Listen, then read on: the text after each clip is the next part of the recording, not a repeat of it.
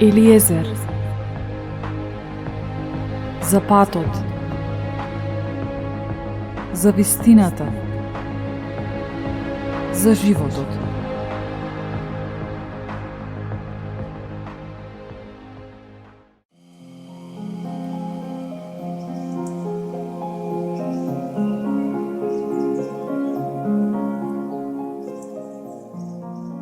Како сте, почитувани? Ве поканувам во светот на Елиезер, во кој се трансформираме осознавајќи апсолутната вистина.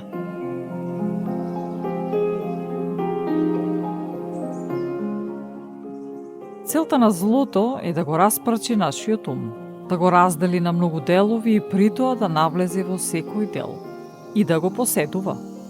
На тој начин ќе измести вистинската слика за нас. Тоа не го прави одеднаш, туку дел по дел, постепено. Позната е поговорката дека подобро е да направиш нешто од нула од почеток, отколку да го поправиш старото. Дали ова важи за нашиот ум? Имајќи го предвид фактот дека сме составени од три дела – тело, дух и душа, која е составена од умот, волјата и емоциите. Заклучуваме дека духот се раѓа наново, умот се трансформира, а телото се дисциплинира. Затоа продолжуваме да ја разработуваме темата за обновување на умот.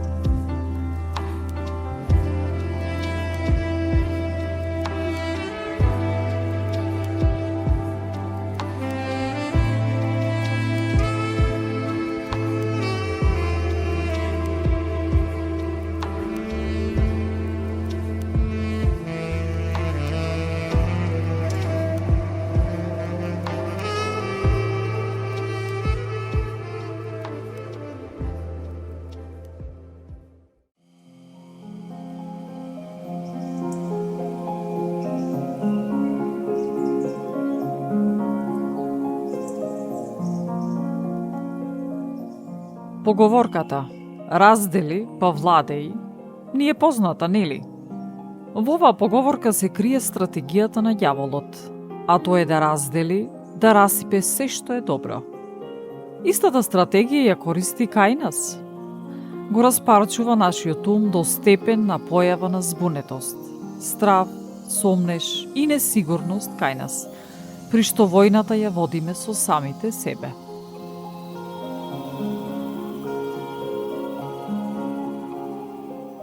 Неговата цел е да ја изгубиме конекцијата со самите себе. Ние сме совршени како личности според Божиот план, но начинот на кој се менуваме и прераснуваме во личности се две сосем различни работи. Ова е причината што кај многумина се јавува полемика и спротивставеност. Им наидуваат прашања од типот: зошто се случува ова? Зошто небесниот татко го дозволи ова? Тој сака да патам и да се мачам. А ова со вистината нема никаква врска.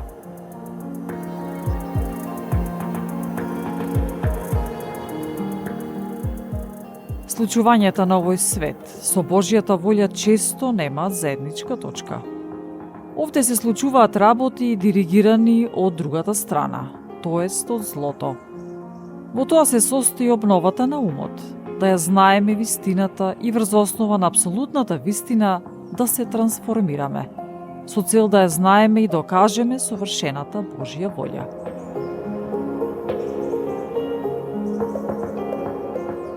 Имаме избор.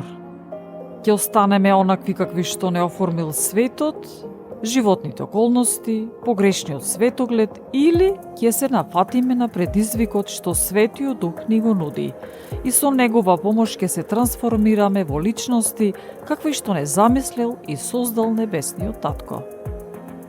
Целта на постоењето на Елиезер е токму таа, да се трансформираме преку обновување на нашиот ум. Наместо да се огледуваме на образците на светот, да се огледуваме на образците на Божиот збор.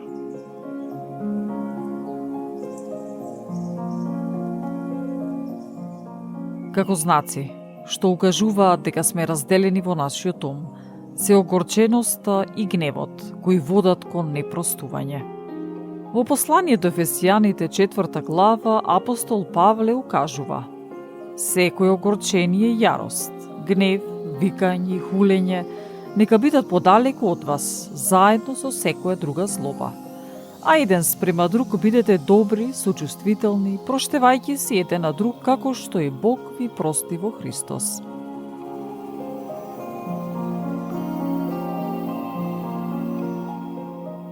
Кога нешто ни се случува, а тоа нешто не е добро и тоа нешто не го разбираме, зошто ни се случи, како ни се случи, се наоѓаме заглавени во таа ситуација и се гледаме како жртва на околностите. Треба да сме способни сето тоа да го процесираме, да го преработиме на правилен начин. За таа цел потребно ни е знаење. И тоа се учи. Затоа секојдневно се тренираме, се унапредуваме. Не треба да му дозволиме на ѓаволот да не изолира и да не затвори во погрешниот свет што тој ни го пласира. Исто така, потребно е да разбереме дека секоја наша одлука влија и на другите. Како што пишува во прво послание до Коринтијаните 6, 19 и 20. Или не знаете дека вашето тело е храм на Светиот Дух, кој живее во вас и ви е даден од Бога, и дека не припаѓате само на себе си. Скапо сте купени, затоа прославете го Бога во своите тела и во своите души, кои се Божји.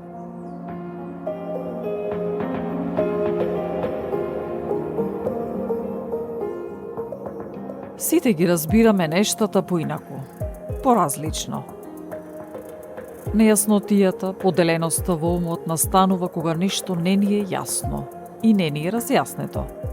Тоа нешто доаѓа против нас и ние стануваме жртва.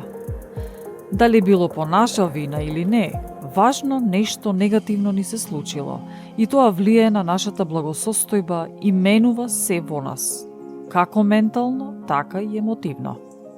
Сето тоа потребно е да го разбереме правилно. Огорченоста се јавува кога почнуваме да се чувствуваме лошо за тоа што ни се случило.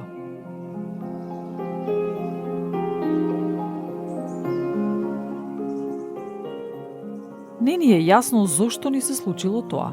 Не знаеме како да се соочиме со тоа. Потоа следува гневот. Емоциите преовладуваат и сето тоа го поминуваме преку мисловниот процес. И на крај, гласно и вербално ја напаѓаме личноста или организацијата што ни сторила неправда. На тој начин не обработуваме и не ја восприемаме ситуацијата правилно. За да не ја дозволиме на таа ситуација да биде причина за изместување на нашите перцепции и тоа да стане постојан образец во нас, потребно е да го стопираме пред да се развие. Доколку не го сториме тоа, ѓаволот ќе искористи таа ситуација со сите незини пропратни манифестации, преку спомените, емоциите, да биде постојано во нашиот ум и да зафаќа простор се повеќе и повеќе, до степен каде што го губи чувството за расудување. Затоа, Не смееме да дозволиме какво било негативно чувство да зафати корен во нас.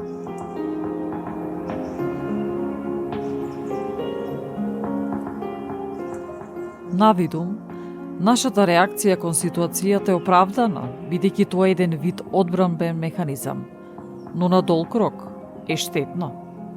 Во ова ја гледаме смислата на овие стихови.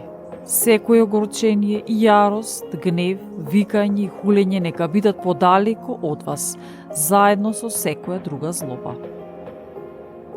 Ако не постапуваме според овој концепт, ѓаволот тоа ќе го искористи против нас и ќе не направи оружје за неговите зли планови против другите луѓе. За таа цел, мора да не доведе до состојба на гнев, навреда и сето тоа да навлезе длабоко во нас и тоа да не промени како личности. И потоа ќе реагираме поразлично, неправично, гневно, злобно, без грижа за другите и средината. Доколку стигнеме до степен во кој ќе се промениме како личности од негативен аспект, тогаш потребно ќе ни биде избавување и лекување.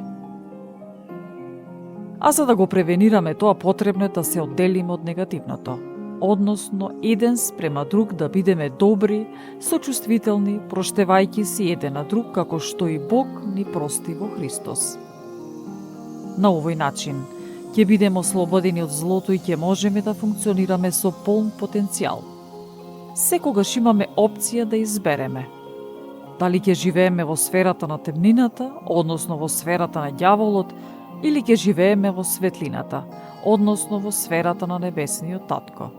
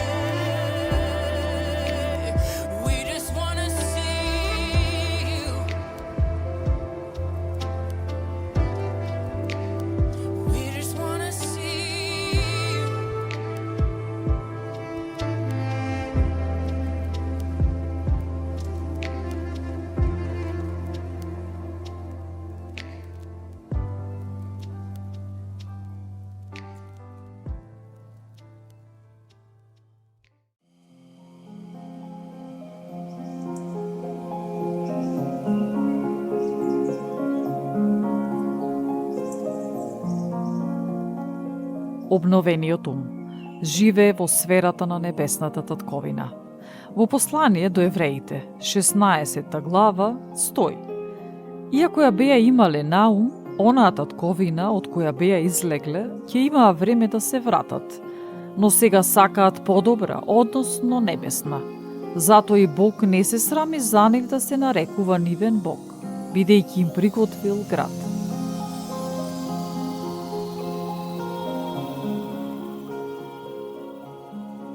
Простувањето не секогаш е лесно. Мислиме дека кога му простиме некому, тоа значи дека оправдуваме нечие однесување или сторено дело и дека едноставно ќе се извлечат со стореното и дека ги ослободуваме од казна. Она што е важно е да се знае дека ние треба да му дозволиме на Небесниот Татко тој да стори се што треба без нас, без ние да бидеме вклучени во тоа. Мора да простиме поради фактот дека нам ни е простено. Дјаволот ќе направи се за да не повреди. Ќе ги скористи другите луѓе за да го направи тоа. Може би дел од тие луѓе не се ни свесни за тоа што ни сториле, како и ние, што не сме биле свесни што им сме сториле на другите. Во послание до Тит 1.15 стои: За чистите е се чисто, а за осквернетите и неверните нема ништо чисто. Ним се осквернети и умот и совеста.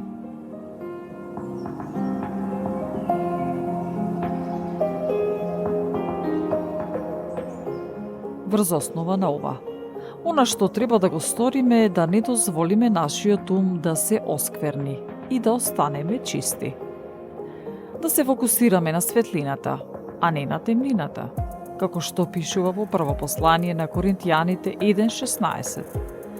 Зашто кој го познал умот Господов, та да го објасни, а ние имаме ум Христов. Треба да му дозволиме на Небесниот Татко да ни зборува за секоја ситуација во нашиот живот која не изместила од личноста што е создал тој.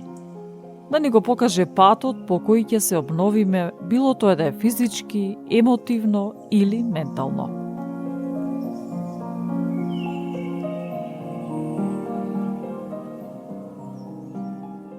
Да не дозволиме да бидеме заглавени во дел од нашиот ум, бидејќи ментално таму престојува злото. Злото престојува во менталната сфера, не престојува во духот. Борбата е во умот, а не во духот. Злото не навлекува преку лажни информации, идеи, представи. Затоа треба да се огледуваме и трансформираме според Божиот збор, а не според светот. Божиот збор во второ послание до Коринтијаните 2.17 гласи: И така, кој е во Христос, тој е ново создание. Старото помина, ете се стана ново.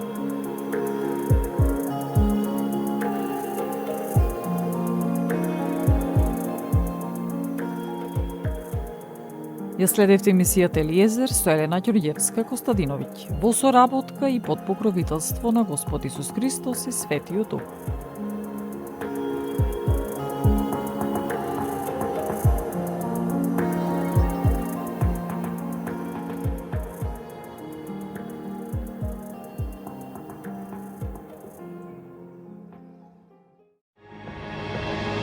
Елиезер